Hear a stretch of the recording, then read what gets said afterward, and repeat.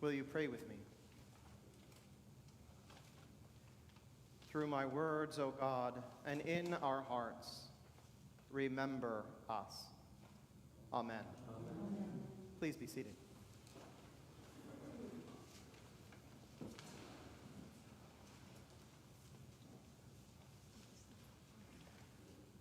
We look at tonight with a kind of double vision.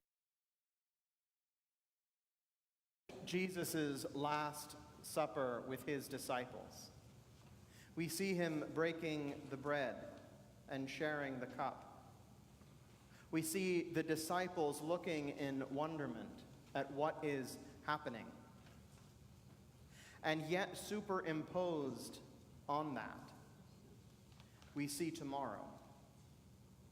We see the cross and his death. That's what Paul means when he talks about how, as often as we break the bread and share the cup, we proclaim the Lord's death until he comes. Tonight and tomorrow are inextricably linked. Our children in this Lenten season have been working through a story called The Faces of Easter.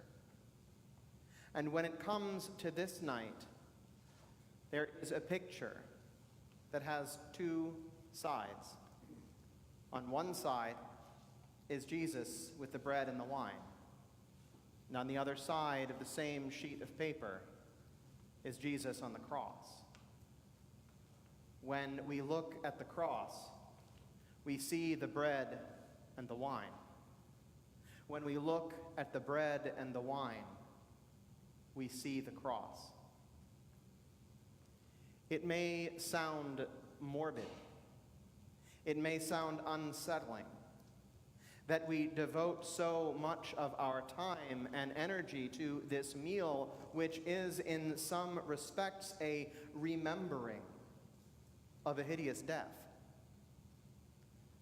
And yet, the fuzzy vision with which we see this night is also overlain with every moment. Every time we have come together to share this meal, every time the people of God have gathered together around the bread and the wine to say the words, to share the meal, to remember and to be remembered, to be put back together. Because what Jesus knew that his disciples did not on that first night, which was the last night, was that this meal, this moment would become an anchor for them. That it would bring them back to this time.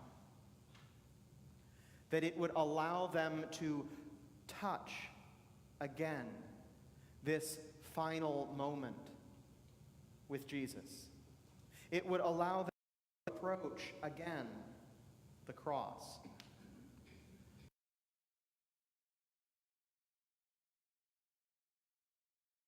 The world had fallen apart on that day and in that night.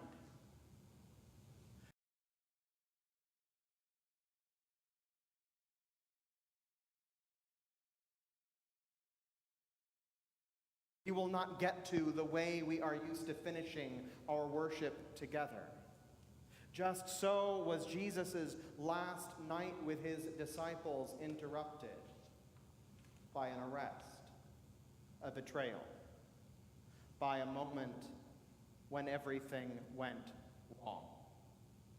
In some ways, in remembering this night and this meal, we are remembering the last normal moment before everything went to hell.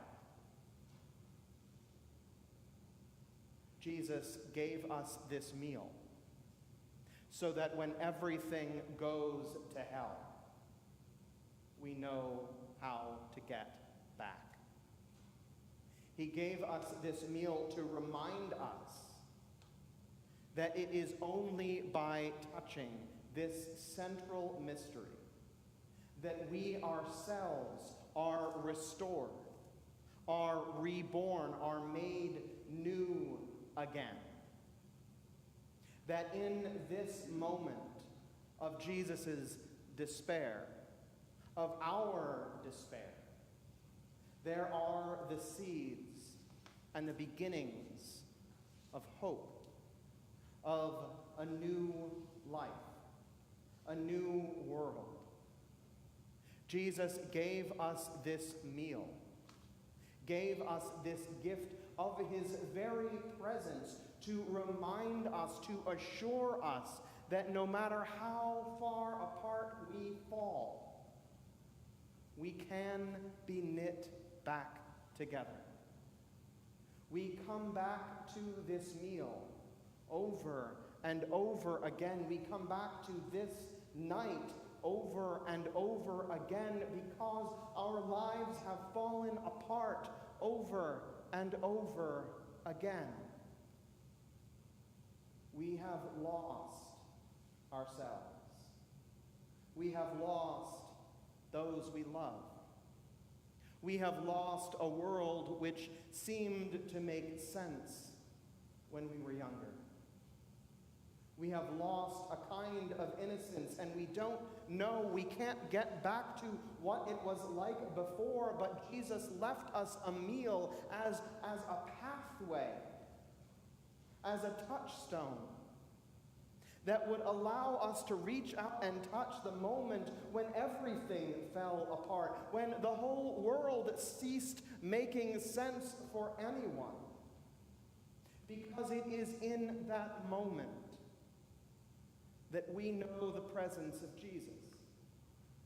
And we know that if Jesus was present and faithful and there and with us as the world falls apart, then he will be with us as we pick up the pieces, as we remember, as we are remembered, put back together, one member to another, restored, made whole again. And so even now, as we tremble on the precipice of the day and the night when everything falls apart, one last time we are put back together as a reminder, as a sign of hope, as a story that the world needs to hear, a story that is written in our lives and in our bodies. A story of how brokenness can lead to wholeness. A story of how when everything falls apart and comes undone, there remains yet hope that all may be made new again. We break the bread, and it can never be unbroken. We pour the wine, and it can never be unpoured. But it can nourish us. It can feed us. It can help to put us back together. And if it can help to put us back together, imagine what it can do for this whole world. Amen.